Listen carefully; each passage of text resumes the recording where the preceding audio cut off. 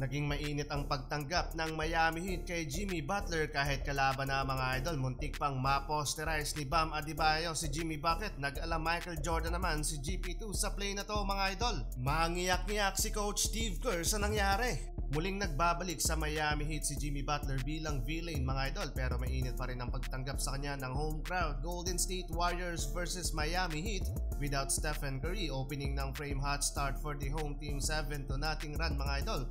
With a slam dunk agad dyan ni Bam Adebayo kay Jimmy Buckets. Matagal-tagal nakakasagot ang Warriors mula sa drive to basket ni Butler. First field goal para sa Warriors. 6-0 run dyan ng Dub Nation mula sa easy basket ni GP2. Parang Michael Jordan miss free throw dunk lang mga idol. Pero hawak ng Miami ang momentum sa laban. Halfway ng quarter mula sa tres ni Andrew Wiggins, former Warriors, lumobo sa 7 points ang lead sa laban. Sinundan pa yan ng another 3-pointer ni Wiggins, kaya palobo na ng palobo ang lead sa laban. Pero bago magtapos ang first quarter, nakapag-run pa ang visiting team at napa-take over ang bench player ng Golden State Warriors, kaya naibaba pa nila sa 6 points ang kalamangan dito ng home team. 22-28. Second quarter, finally na-connecta na din ni Quintin Post ang kanyang tres out of 3 attempt to start this quarter. Pero in rhythm mga idol ang Miami Heat at nakapag-run ulit ng 7-0 run. Pangiti-ngiti lang sa bench si Stephen Curry at gusto nang pumasok sa laban.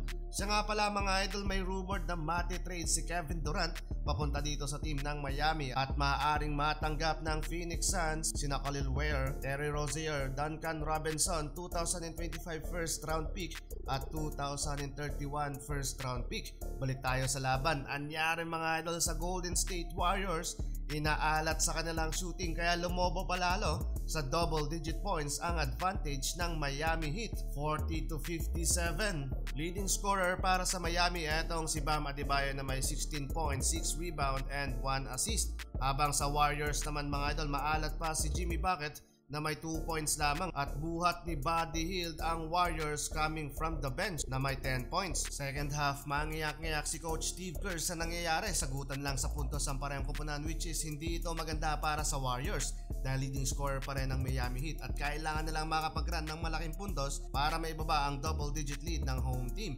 Halfway ng quarter po, Jemski with a floater jump shot, pero mas na-hype ang crowd sa highlight of the game ng Miami rookie big man na si Khalil Ware.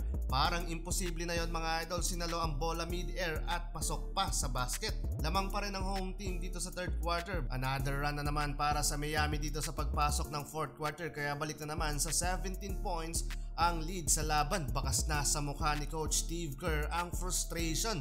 Halos hindi man lang nakalamang ang Dub Nation sa game na to. Umabot pa nga mga idol ng 20 points ang kalamangan ng Miami Heat. Pangalawang talo na ito mga idol ng Warriors simula ng ma-injury si Stephen Curry.